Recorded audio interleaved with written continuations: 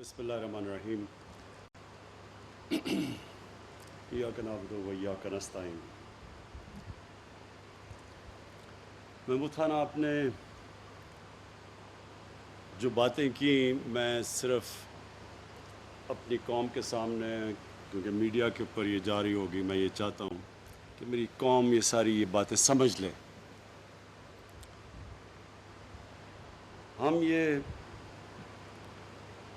اس چیز کو ہم سمجھتے نہیں کہ یہ ایک بہت بڑا خواب کا نام تھا پاکستان۔ بدقسمتی سے جب بھی ہم نے اپنی زندگی میں سنا، تو کیونکہ میری تو عمر تقریباً پاکستان جتنی ہے، تو کبھی کسی نے اس خواب کو لوگوں کو ایکسپلین ہی نہیں کیا، سمجھایا ہی نہیں کہ یہ خواب کیا ہے۔ میں اس لیے یہ کہہ رہا ہوں کہ یہ آپ جب یہ چیز سمجھ جائیں گے تو آپ سمجھ جائیں گے کہ ہمارے ملک کا مقصد کیا تھا، اور یہ ہم کس راستے پہ چل رہے ہیں، اور ہمیں چلنا چاہیے تھا جو نہیں چلے۔ دیکھیں، نماز میں جب ہم پڑھتے ہیں، مجھے حیرت ہوتی ہے کہ کئی لوگوں کو یہ نہیں پتا کہ نماز میں وہ اللہ سے مانگتے کیا ہیں۔ ایک ہی چیز مانگتے ہیں کہ اللہ، دو زندگی میں راستے ہیں، ہمیں اس راستے پہ لگا جس پہ تو نے لوگوں کو جس پہ تو نے نعمتیں بخشی، دوسرے راستے پہ نہیں جو ایک انسان کے تباہی کا راستہ۔ یہ ملک کا بھی یہی ہے، ملک بھی دونوں راستوں پہ جا سکتا ہے، اپنے تباہی کے راستے پہ اور اس راستے پہ جس پہ اللہ کی نعمتیں بخشی گئی۔ مدینہ کی ریاست کے اوپر سب سے زیادہ اللہ نے اپنی نعمتیں بخشی تھی۔ دنیا کی تاریخ کا سب سے بڑا انقلاب تھا۔ ہمیں تاریخ ہی نہیں پتا، کبھی اس طرح کا چینج آیا ہی نہیں دنیا میں، اور اس لیے اللہ نے ہمیں حکم دیا کہ نبی صلی اللہ علیہ وسلم کی زندگی سے سیکھو، ان کے قدموں پہ، ان کے راستے پہ چلو، کیونکہ وہ ہماری بہتری ہے۔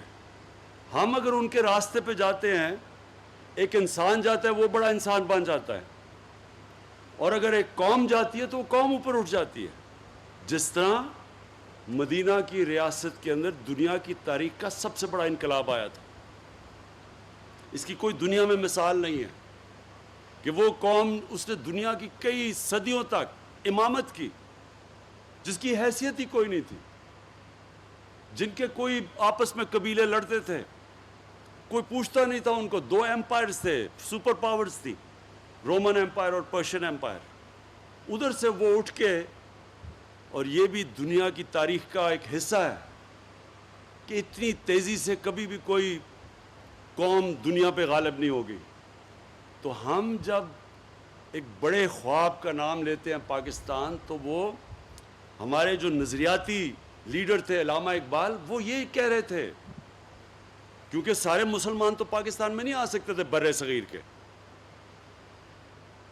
لیکن یہ اس ملک نے ماڈل بننا تھا اس ریاست کے اوپر جس نے اس قوم کو ایک عظیم قوم بنانا تھا۔ تو اس کے کئی اصول اللہ نے طے کیے ہوئے ہیں۔ سب سے پہلا اصول قانون کی بالادستی، رول آف لا، جس کو انصاف کہتے ہیں، سب قانون کے سامنے ایک برابر۔ جو ہمارے ملک کی تباہی کا سب سے بڑا سبب کہ امیر کے لیے، طاقتور ڈاکو کے لیے این آر او، اور بیچارہ غریب جیلوں میں جا رہا ہے، یہ ہماری تباہی کا سبب بنا ہے، جس کے اوپر میں بار بار یہ حدیث اپنی قوم کو سناتا ہوں کہ دنیا کے عظیم لیڈر نے کہا تھا کہ بڑی قومیں تمہارے سے پہلے تباہ ہوئی، جدھر طاقتور کے لیے ایک قانون اور غریب بیچارہ جیلوں میں۔ تو ہمارا ملک میں دو اصولوں کے اوپر ہم نے پاکستان کو کھڑا کرنا ہے، ایک قانون کی بالادستی، اور یہ جو سارے مافیا اس وقت اکٹھے ہو کے این آر او لینے کی میرے سے کوشش کر رہے ہیں، اور جو نہیں کبھی کامیاب ہوں گے، کیونکہ میں نے ان کو کبھی این آر او نہیں دینا، ان کو قانون کے نیچے لے کے آنا ہے، یہ میرا سب سے پہلا مقصد ہے۔ اور دوسرا مقصد کہ اپنے کمزور غریب طبقے کو اوپر اٹھانا ہے، جو کہ دنیا کی تاریخ کی مدینہ میں پہلی فلاحی ریاست بنی تھی، جدھر ریاست نے ذمہ داری لی تھی اپنے کمزور لوگوں کی. یہ جو آپ پیچھے دیکھ رہے ہیں فلیٹ، کیوں یہ 2011 تب سے یہ پروجیکٹ ہے اور یہ چلتا نہیں؟ کیونکہ غریبوں کا پروجیکٹ ہے.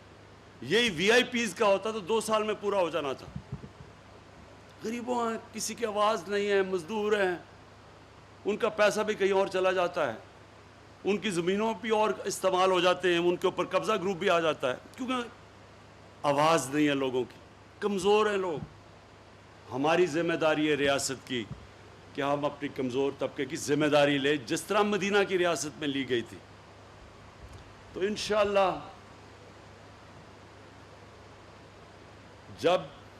جب بھی ہمارا ٹائم ختم ہوگا، یہ 5 سال ختم ہوں گے، میں یہ دیکھنا چاہتا ہوں کہ پاکستان میں یہ نہیں میں دیکھنا چاہتا کہ امیر کیسے رہ رہا ہے، میں یہ دیکھنا چاہتا ہوں کہ ہمارا کمزور طبقہ، اس کو ہم نے کیسے اوپر اٹھایا ہے.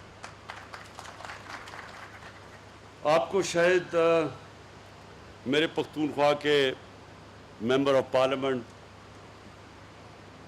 میرے chief minister, governor, ministers, MPs, شاید آپ کو اس چیز کا نہیں پتہ کہ پختونخوا کے لوگوں نے آپ کی پارٹی کو 2/3 اکثریت دی. کیوں؟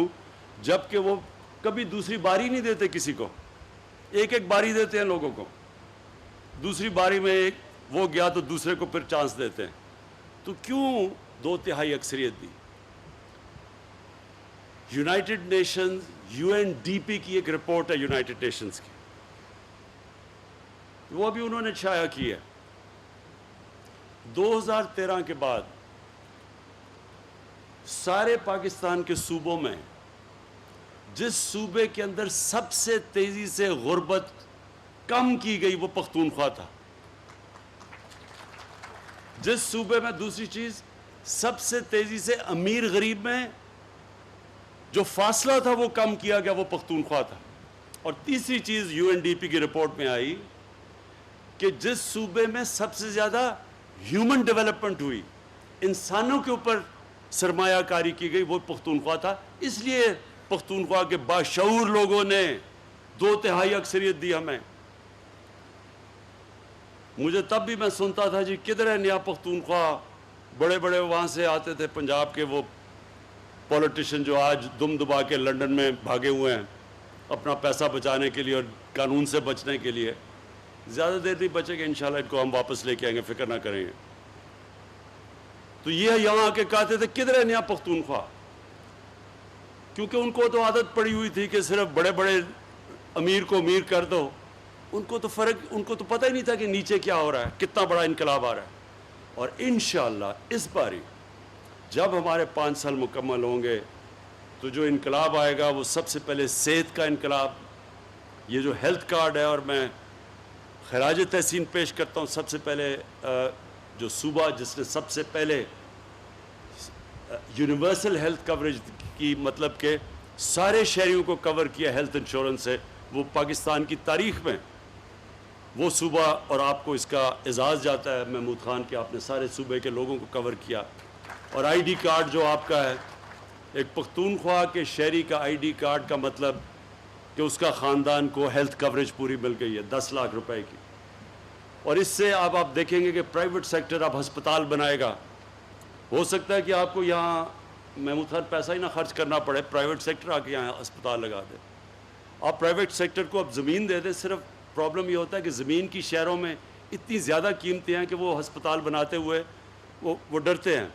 تو اگر آپ نے ان کی کنسیشن پہ یہاں زمین دے دی تو پرائیویٹ سیکٹر، کیونکہ اب تو سب کے پاس ہیلتھ کارڈ ہے، تو سب پہلے تو یہ تھا نا جی غریب علاقوں میں جاتا کوئی نہیں تھا پرائیویٹ سیکٹر میں، اب تو ساروں کے پاس ہیلتھ کارڈ ہے. کہیں بھی گاؤں میں بھی اب ہسپتال بن سکتے ہیں، پرائیویٹ سیکٹر آئے گا تو ہو سکتا ہے گورنمنٹ کے آپ کو پیسے نہ لگانے پڑے گا. اور دوسری چیز،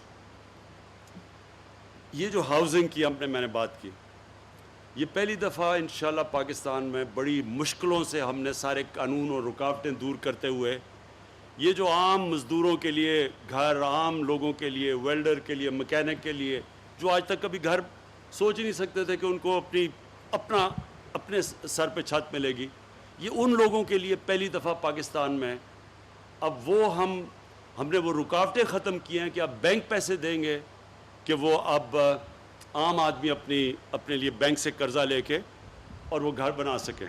تو انشاءاللہ مجھے یہ جو آپ کا پتہ چلا کہ 5 سال میں وہ جو آپ اس وقت کہا جا رہا ہے کہ 5 سال میں پوری قسطیں کریں, وہ انشاءاللہ ہم آپ کی قسطیں لمبی کر دیں گے تاکہ زیادہ بوجھ, یعنی کہ ایک آدمی جتنا گھر کا کرایہ دیتا ہے اتنی قسط ہونی چاہیے تاکہ وہ قسط بجائے کرائے پہ جائے وہ قسط دے اور اپنا اس کا گھر ہو جائے. تو انشاءاللہ وہ میں اس کا پورا کروں گا. اور وہ جو آپ نے باقی آپ کی زمینیں پڑی ہوئی ہیں, جو لیبر کی زمینیں پڑی ہوئی ہیں, میں نیا پاکستان ہاؤسنگ کو خاص طور پہ جا کے آج ہی بلکہ کل پہنچ کے میں آفس میں تاکید کروں گا کہ آپ کے ساتھ بیٹھ کے ایک پارٹنرشپ کریں تاکہ یہ جو جتنے بھی آپ کے یہاں ہم کنسٹرکشن شروع کر سکیں اور مزدوروں کے گھروں پہ, تاکہ ساری جگہ کام شروع ہو جائے. تو وہ بھی انشاءاللہ میں آپ کے لیے کر دوں گا. اور آخر میں مجھے جو سب سے زیادہ خوشی ہوئی وہ یہ کہ میں 2 سال پہلے آ کے گراؤنڈ بریکنگ کی تھی ممند ڈیم کی. تو آج جب میں نے وہ جو ممند ڈیم دیکھی ہے, ماشاءاللہ وہ پورا کرونا کے باوجود پورا اس کے اوپر کام ہو رہا ہے اور 2025 میں یہ ڈیم بن جائے گی.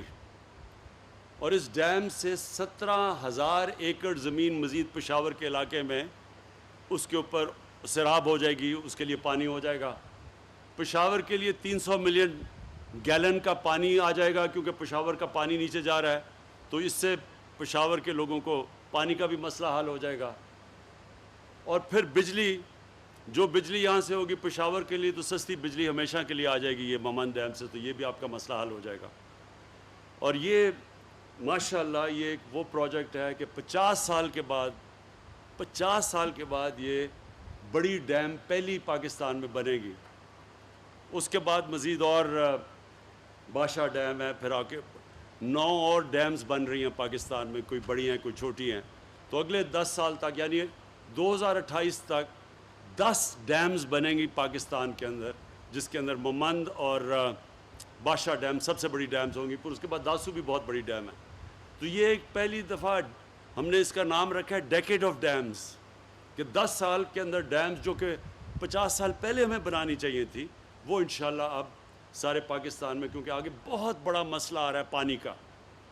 اور پھر کیونکہ ہمارے فوڈ آبادی بڑی تیزی سے بڑھ رہی ہے تو وہ فوڈ سیکیورٹی کا, تو اس کے لیے یہ جو واٹر ریزروائرز ہیں ان کی بہت ضرورت ہے اور سستی بجلی کی ضرورت ہے.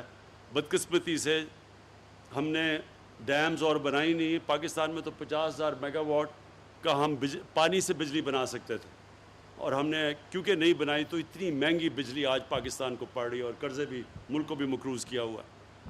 تو یہ بھی مجھے آج بڑی خوشی ہے آپ کے مزدوروں کے لیے فلیٹس کا بھی, اور مجھے یہ بھی خوشی ہے کہ بالکل آج جو میں نے ممند ڈیم دیکھی ہے بالکل ٹائم پہ مکمل ہوگی 2025 میں. میں آخر میں پھر سے آپ کو محمود خان پختونخوا, آپ کو اور پختونخوا صوبے کو خاص طور پہ خراج تحسین پیش کرتا ہوں, کیونکہ جو آپ نے ہیلتھ کارڈ, جو آپ نے سب کو ہیلتھ کارڈ دیا ہے, یعنی پختونخوا کا آئی ڈی کارڈ کا مطلب کہ سارے پختونخوا کے شہریوں کے پاس ہیلتھ کارڈ ہے اور کسی بھی ہسپتال میں اپنا علاج کروا سکتے ہیں. یہ ایک کمزور لوگوں کے لیے, غریب لوگوں کے لیے سب سے بڑی نعمت ہے, اور اس کی میں آپ کو خراج تحسین پیش کرتا ہوں.